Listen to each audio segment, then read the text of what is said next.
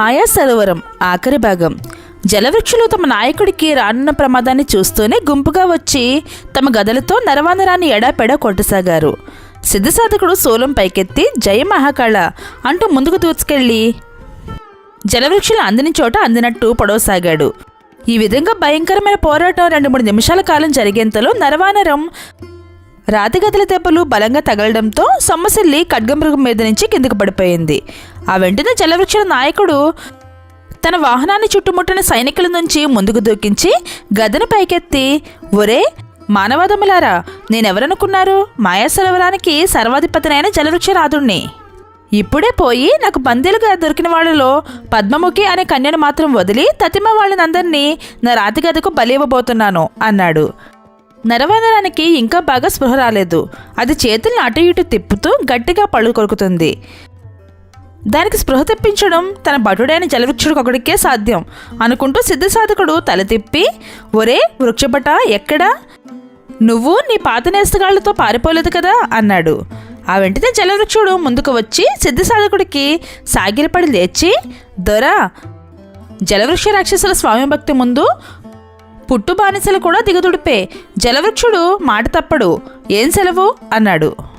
ఒరే వృక్షభట, నరవానరానికి తగిలిన రాతిగద దెబ్బలు ప్రాణాపాయం కలిగించావనుకోను, దాన్ని ఎత్తి కాళ్ళ మీద నిలబెట్టు అన్నాడు సిద్ధసాధకుడు.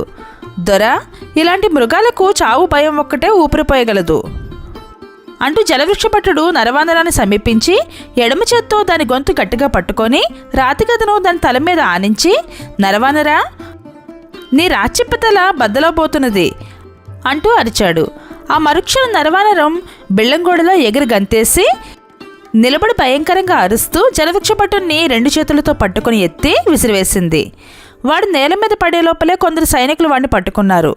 నరవానరం మరొకసారి జలవృక్షభటుడి మీదకి రాబోయేంతలో సిద్ధసాధకుడు శూలం అడ్డుపెట్టి ఆపి, ఇక శాంతించు నరవానరా, మీ ఇద్దరూ నా సేవకులే, పోట్లాడకండి అని జలరాక్షసుల నాయకుడు ఖడ్గమృగం మీద పారిపోయిన వైపుకు చూసి, ఆ దుర్మార్గుని పట్టడం ఎలా? వాడు మాయా సరోవరం చేరినట్టేనా? అదెంత దూరంలో ఉన్నది అన్నాడు. వైద్యదేవుడిని పిలువబడే దేవశర్మ అతన్ని సమీపించి, సాధక, ఆ మాయా సరోవరం ఇక్కడికి మరెంతో దూరాన లేదు, అందరూ నా వెంట కదలండి అన్నాడు. సిద్ధసాధకుడు అంగీకార సూచకంగా తల ఊపాడు. దేవశర్మ ముందుండి దారితీయగా అందరూ కదిలారు. రాజు కనకాక్షుడు అతని పక్కనే నడుస్తూ, శర్మ, ఆ జలరాక్షసుడు పద్మముఖి అనే కన్యనొక్కదాన్ని మాత్రం ప్రాణాలతో వదులుతానంటున్నాడు. అందుకు కారణం ఏమిటో నాకు అర్థం కాలేదు అన్నాడు. మహారాజా, మనం విన్నదాన్ని బట్టి చూస్తున్న దాన్ని బట్టి మాయా సరోవరం పూర్తిగా జలరాక్షసుల స్వాధీనమైపోయినట్టు తెలుస్తున్నది. పద్మముఖి మాయా సరోవరేశ్వరుడు కుమార్తె. ఆ జలరాక్షసుల నాయకుడు ఆమెను చంపను అనడంలో మరేం విశేషం లేదు. వాడికి ఒక కొడుకున్నాడు, అది సంగతి అన్నాడు దేవశర్మ. నా కుమార్తె కాంచనమాలను కూడా మరొక జలరాక్షసుడు వివాహమాడ ప్రయత్నించవచ్చు అంటూ రాజు కనకాక్షుడు ఉద్రేకపడిపోయాడు. మహారాజా, మీరు అనవసర భయానికి లోనకాకండి. ఆ మాయా సరోవరం కేసి మహాసత్వుడైన జయశీలుడు సరోవరేశ్వరుడు ఎప్పుడో వెళ్లారు అన్నాడు దేవశర్మ. దేవశర్మ రాజు కనకాక్షుడికి ఇలా ధైర్యం చెబుతున్న సమయంలోనే జయశీలుడు మిగతా వాళ్ళతో కలిసి మాయా సరోవరాన్ని చేరాడు. ఆ సరోవరం అతి విశాలమైనది.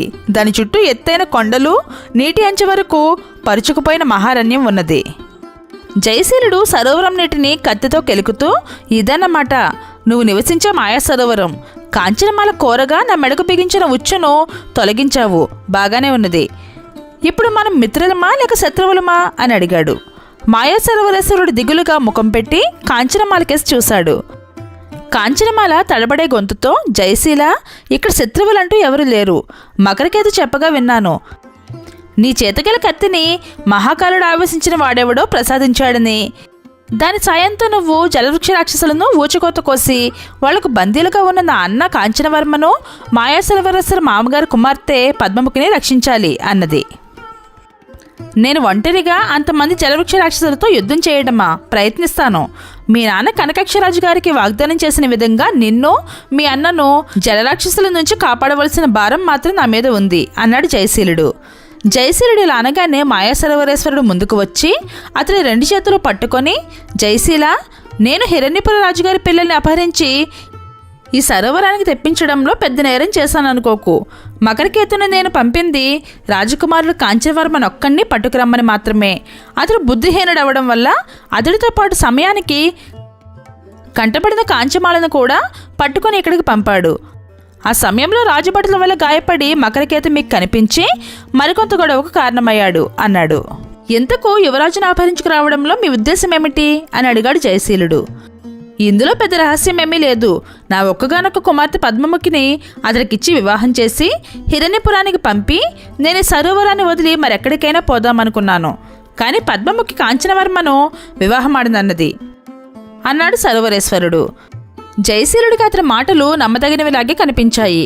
అతడు కాంచనమాల కేసు చూశాడు.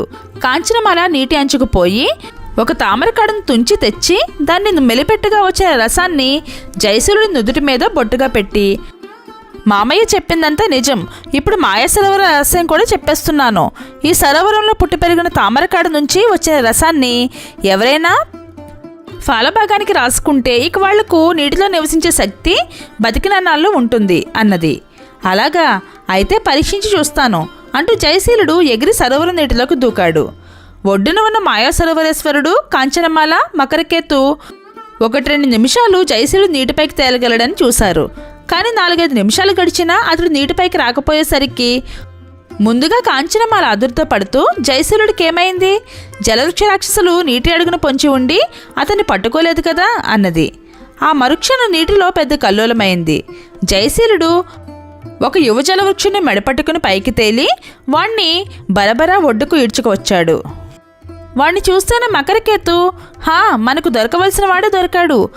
వీడు జలవృక్షుల నాయకుడు కొడుకు. బందీలుగా చిక్కిన మన వాళ్లకు వీడి తండ్రి ఏమైనా హాని కలిగిస్తే వీడిని చిత్రవద చేద్దాము అన్నాడు. ఒరే, నువ్వు నీటి అడుగున పొంచి ఉండి మా సంభాషణలంతా వింటున్నావా? నీ తండ్రి ఆ దుర్మార్గుడు జలవృక్షనాథుడెక్కడా అని అడిగాడు మాయాసరోవరేశ్వరుడు కత్తిపైకెత్తి. మా నాన్న అరణ్యంలో ఉన్న ఎవరో రాజును కాపాలికుణ్ణి హతమార్చడానికి వెళ్ళాడు. తిరిగి వచ్చి మిమ్మల్ని అందరినీ నరికి కాకులకు, గద్దలకు, ముసలకు ఆహారంగా వేస్తాడు అన్నాడు యువరాక్షసుడు. ఆ సంగతి తర్వాత చూద్దాము. కాంచనవర్మ, పద్మముఖి ఎక్కడున్నారు అని అడిగాడు జయశీలుడు. వాళ్ళని దాచిన రహస్య ప్రదేశం మా నాన్నకొక్కడికే తెలుసు అన్నాడు యువరాక్షసుడు. అంతలో దూరంగా కలకలం లేచింది. ముందు ఖడ్గమృగం మీద జలవృక్షుల నాయకుడు, వెనకగా ఒక గుంపు జలవృక్షులు రాతిగదలెత్తి అక్కడికి వస్తూ లొంగిపోండి అంటూ అరిచారు. ఆ వెంటనే జయశీలుడు మకరకేతుతో, కేతు, ఈ జలరాక్షసుడు కొడుకును నీ జలగ్రహం తొండంతో పట్టి పైకి ఎత్తేలా చెయ్యి అన్నాడు. మకరకేతు జలగ్రహ అని హెచ్చరించగానే అది యువరాక్షసుడిని తొండంతో పట్టి పైకెత్తింది. జయశీలుడు తమను సమీపిస్తున్న జలవృక్షులతో, ఒరే దుర్మార్గులారా, మా మీద దాడి చేయాలని చూసారో? ముందుగా మీ నాయకుడు కొడుకు జలగ్రహం కాళ్ళ కింద నలిగిపోతాడు అని గట్టిగా కేకపెట్టాడు.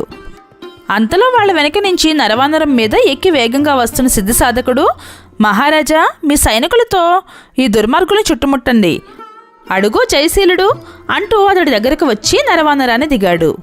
జయశీలుడు సిద్ధిసాధకుడికి తన వెంట ఉన్న వాళ్ళను పరిచయం చేస్తున్నంతలో జలవృక్ష రాక్షసుల నాయకుడు ఖడ్గమృగం మీద లేచి నిలబడి రాతిగదను దూరంగా విసిరివేస్తూ, నేను నా అనుచరులను లొంగిపోయాము. బందీగా చిక్కిన నా కొడుకును చంపకండి. నేను పట్టుకుని మీ వాళ్ళందరినీ ఇప్పుడే ఇక్కడికి తెప్పిస్తాను అన్నాడు. అంతలో జయశీలుడి దగ్గరకు రాజు కనకాక్షుడు కూడా వచ్చాడు. కాంచనమాల పోయి తండ్రిని కావిలించుకొని, నాన్న, మామ మాయా సరోవరేశ్వరుడికి ఎలాంటి హాని కలిగించుకో, జరిగిన దానికి పశ్చాత్తాపడుతున్నాడు అన్నది. ఆయన కుమార్తె పద్మముఖి మీ కోడలు కావడం కొద్దిలో తప్పిపోయింది అంటూ జయశీలుడు నవ్వాడు. పద్మముఖి మనకు బాగా తెలుసు. ఆమె దేవశర్మను వివాహం ఆడాలనుకుంటున్నది అన్నది కాంచనమాల. దేవశర్మ జలవృక్ష రాక్షసుల నాయకుడిని పెడరెక్కలు విరిచి కట్టించి 4 సైనికులు వెంటరాగా జయశీలుడి దగ్గరికి వచ్చి, జయశీల, ఈ దుర్మార్గుడు బంధితులై ఉన్న పద్మముఖి కాంచనవర్మను తెచ్చేందుకు తన అనుచరులను పంపాడు. ఇందులో మోసం ఉండదనుకుంటాను అన్నాడు. ఏదైనా మోసం జరిగితే వీడు తన కొడుకులాగే జలగ్రహానికి బలైపోతాడు అన్నాడు జయశీలుడు. 1/2 గంట కాలం గడిచే లోపలే 4 జలవృక్ష రాక్షసులు కాంచనవర్మను, మాయా సరోవరేశ్వరుడు, రాజు కనకాక్షుడు పొందిన ఆనందం అంతా ఇంత కాదు. సిద్ధిసాధకుడు జై మహాకళ అంటూ కేకపెట్టి, నేను విన్నదాన్ని బట్టి పద్మముఖికి దేవశర్మతో వివాహం నిశ్చయమైనట్టే. శుభం. మరి రాజకుమారి కాంచనమాల సంగతి ఏమిటి అన్నాడు. రాజు కనకాక్షుడు జయశీలుడి కేసు తల తిప్పి అపహరించబడిన నా పిల్లల్ని తెచ్చిన వీరుడికి అర్ధరాజ్యం ఇస్తానని ప్రకటించాను. జయశీలుడు ఆ కార్యం సాధించడమే కాక మహావీరుడని కూడా అనిపించుకున్నాడు అన్నాడు. కాంచనమాలకు అలాంటి మహావీరుడే తగిన భర్త, అవునా కాంచన అన్నాడు సిద్ధసాధకుడు. కాంచనమాల సిగ్గుపడుతూ తల వంచుకుని పోయి తండ్రి చాటును నిలబడింది. సిద్ధసాధకుడు పెద్దగా నవ్వి జయశీలుడికి కాంచనమాలకు పద్మముఖికి దేవశర్మకు హిరణ్యపురంలో మహావైభవంగా వివాహాలు జరగవలసి ఉంది. ఇక మీరంతా బయలుదేరండి అన్నాడు. సాధక, మరి నీ సంగతి ఏమిటి అని అడిగాడు జయశీలుడు. నేను మాయా సరోవరం ఒడ్డున మహాకాళుని మరికొంతకాలం ఉపాసిస్తాను. ఇక్కడ ఉన్న జలవృక్ష రాక్షసులు, అరణ్యంలోని నరభక్షకులు నా బంట్లు అంటూ సిద్ధసాధకుడు సోలం ఎత్తి పట్టుకున్నాడు. జయశీలుడు, రాజు కనకాక్షుడు, మాయా సరోవరేశ్వరుడు తమ తమ పిల్లలతో అనుచరులతో అక్కడి నుంచి బయలుదేరారు. వాళ్ళు కొద్ది దూరం పోగానే జలవృక్ష రాక్షసులు, చెట్ల చాటు నుంచి బిలబిలమంటూ వచ్చిన నరభక్షకులు సిద్ధసాధకుడు చుట్టూ చేరి అతడికి జేజేలు కొడుతూ నాట్యాలు చేయసాగారు. కథ ఇంతటితో ముగిసింది. ఇలాంటి మరెన్నో ఇంట్రెస్టింగ్ కథలు చూడాలనుకుంటే ఇప్పుడే మన ఛానల్ సబ్స్క్రైబ్ చేసుకుని పక్కనే ఉన్న బెల్ ఐకాన్ యాక్టివేట్లో ఉంచుకోండి. అలాగే కథ మీకు నచ్చినట్లయితే వీడియోని లైక్ చేయండి.